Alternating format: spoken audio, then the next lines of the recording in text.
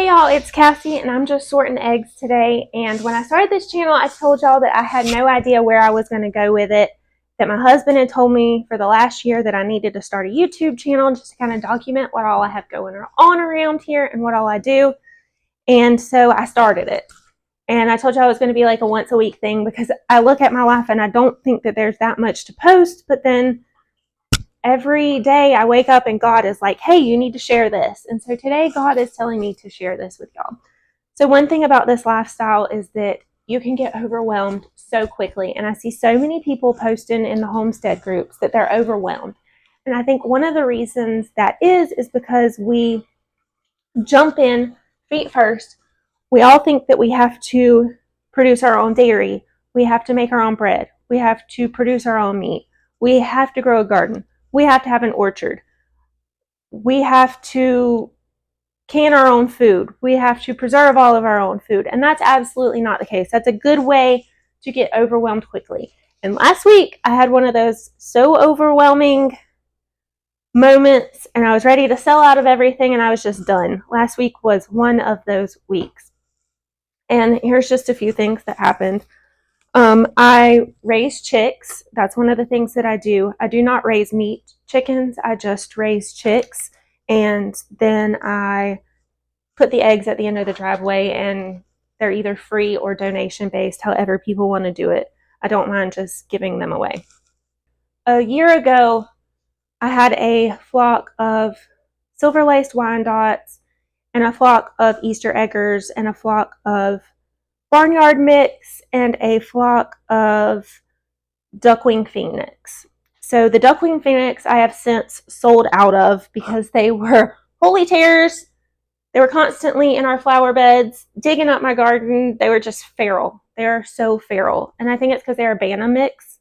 And from what I read, and I had a lot of roosters because the roosters sold really well because of the long fancy tails. So I sold out of those probably 2 months ago.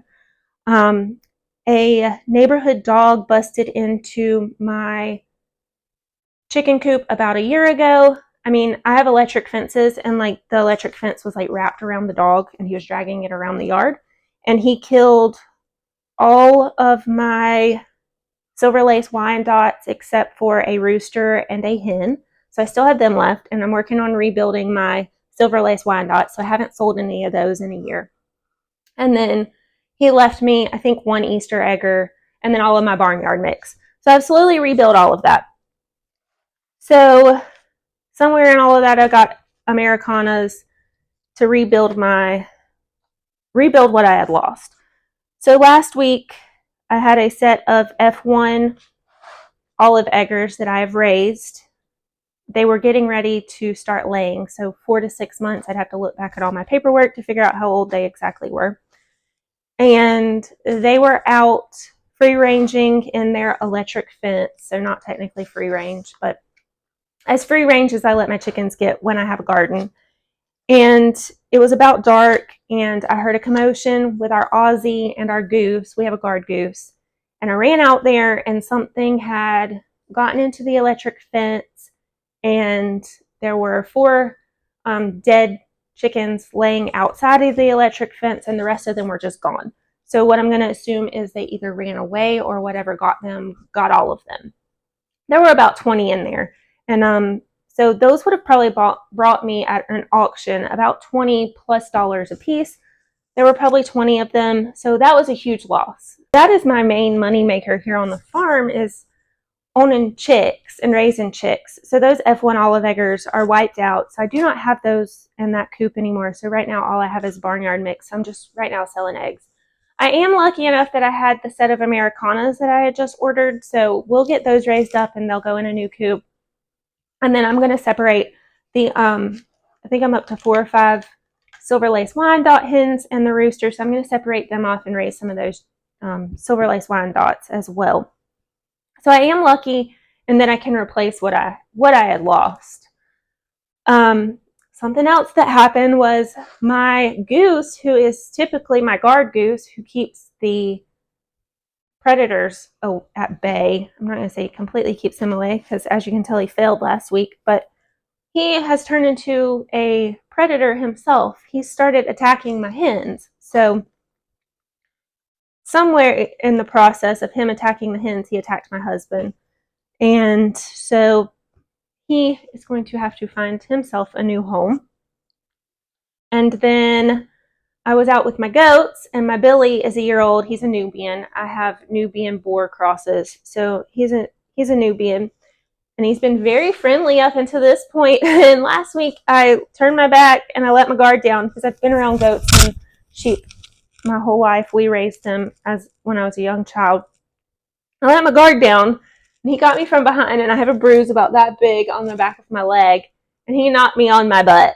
And I was like, I'm done with this. I am so done with this. I think that's all the fiascos I had last week. But I was ready to put the for sale sign out. I was overwhelmed and ready to put the for sale sign out and sell everything. But this week I'm calmed back down and back to normal. So I just wanted to talk to y'all about OVERWHELM. I've been building this for the last 8 years. I married my husband almost 9 years ago. He owned the house where we live. He owned the horse barn. He owned the dry lot where the horses stay and the horse pasture behind it. And that's all he owned. So about 6 years ago, I would say, his grandmother lived next to us, and she had passed away a few years before I came along. And they finally closed the estate where she lived. So we inherited the property next to us, and it had her old trailer that was, it just had to be bulldozed. It was falling apart.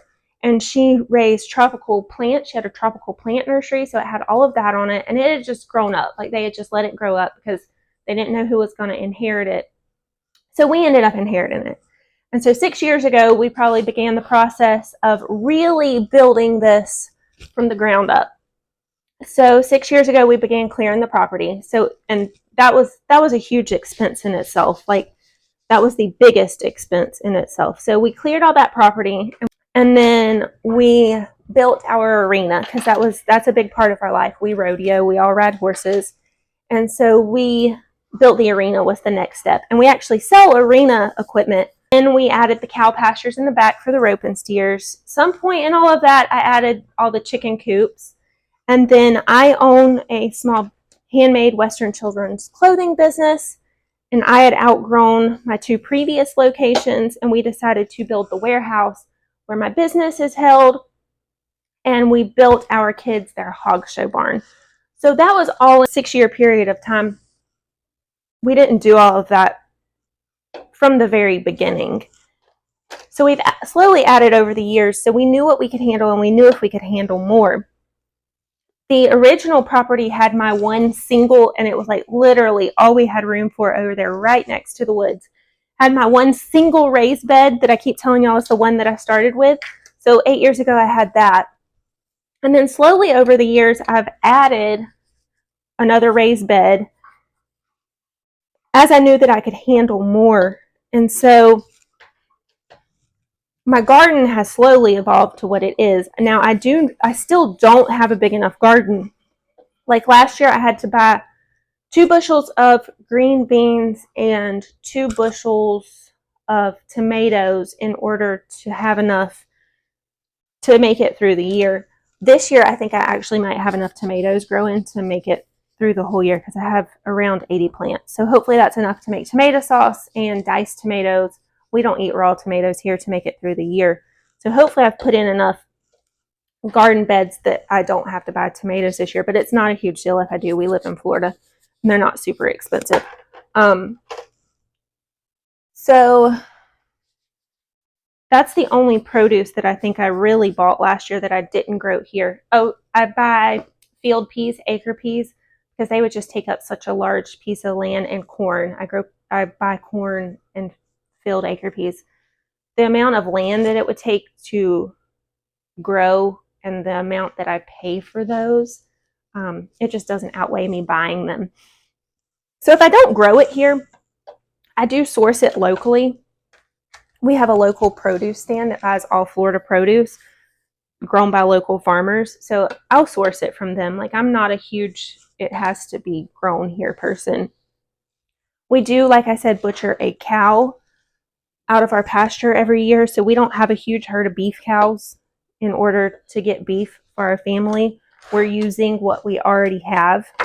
And honestly, the rope and steers, they're Corriente crosses. I'm sure there's a cross in there somewhere. And the meat will be marbled by the time we finish it out on, by the time we forage finish. We forage finish, so they get grass, perennial peanut hay, alfalfa, anything like that. It'll be pretty marbled, almost like a Wagyu. So another thing that we raise here besides the beef is pork. So our kids show hogs every year at 2 county fairs, and then we will jackpot this year with our daughter.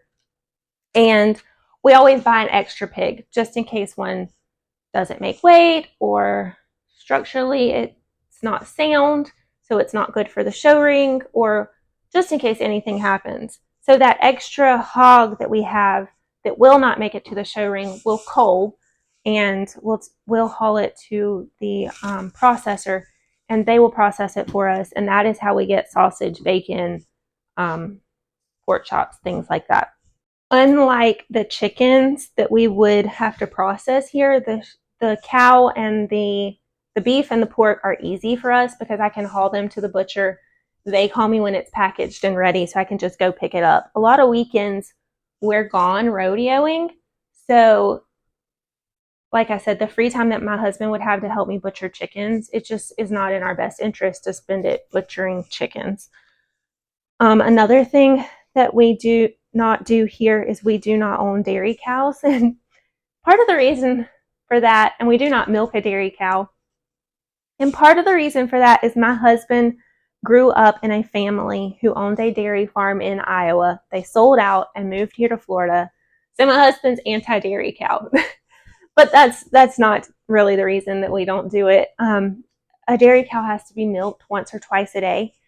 And with us on the road on the weekends, there would be nobody here to milk that dairy cow or that dairy goat.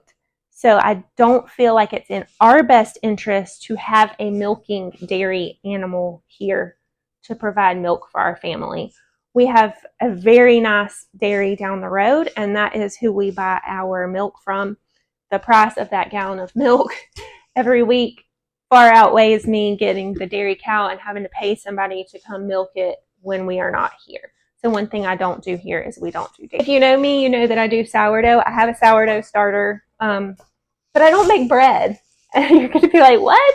You have a sourdough starter and you don't make bread? No, I don't make bread. I have a sourdough starter to do things like the brownies and the cookies, and we love the cinnamon rolls and pizza crust and bagels, but I don't like the sourdough bread. I know y'all are all going to be like, what? No, we don't. We do not like the loaf bread. We do not like the sourdough bread. So one thing that I still buy from the grocery store is the dang bread. Yeah, I know. We produce most of our produce, we produce most of our meat, and I'm going to tell you, we buy chicken and we buy bread, and that is our downfall here. And we buy milk, but I do support local when I buy milk, and I do support local when I buy the chicken, or not chicken, when I buy the produce that is not produced here. The chicken I do buy at a grocery store. I just don't know anybody who sells chickens around here. But as soon as I find that, I might replace that too. So yeah, we don't make bread here. I know everybody, the first thing everybody does when they homestead is start making bread because it's really easy. And that's great. Like if that's your thing, we just don't enjoy it. We don't like it. It would sit on my counter and we wouldn't eat it. And I'd waste all that time making bread. So we like everything else, just not the sandwich bread. And honestly, we don't eat that much sandwich bread. Like we probably go through half of a loaf of bread. I also have goats, and I don't raise the goats for milk. I could absolutely pull one because they are the part Nubians for milk. I've been just raising them to sell the babies. This year I'm keeping all of the doelings, and I'm selling the billies. So the billies are already sold, so they will go to their new home in 2 to 3 weeks. But so those are an extra income, but I basically just sell the goats to buy more goats. I think I'm at full capacity now, though. So I'll sell my Billy in a few months when he breeds my current nannies back and get a new one so that we can breed the next set of babies. But so those pay for themselves. They raise babies. We sell the babies to people who are either going to add them to their herd or use them for meat. I don't eat goats. So grew up raising goats for meat, grew up raising sheep for meat, but I've never been a fan. I think that my point in all of this was like, you don't have to jump in feet first. Slowly add stuff. When you realize that you've got your garden under control, then you add your chickens. When you realize you've got your chickens under control, add your goats. When you realize that you've got your goats under control, add your dairy cow. When you realize you've got your dairy cow under control, then you can add your beef. Do it slowly so that you know over a period of time what you can manage. And what you can manage will be different from what I can manage just based on your job, your hobbies outside of homesteading. It's going to be different for all of us. And so what would send me into overwhelm may be different for you. And what you choose as your focus for your homestead is absolutely going to be different than me. I do not do homesteading, and I do not have to make money homesteading to live this lifestyle. My husband works a great job.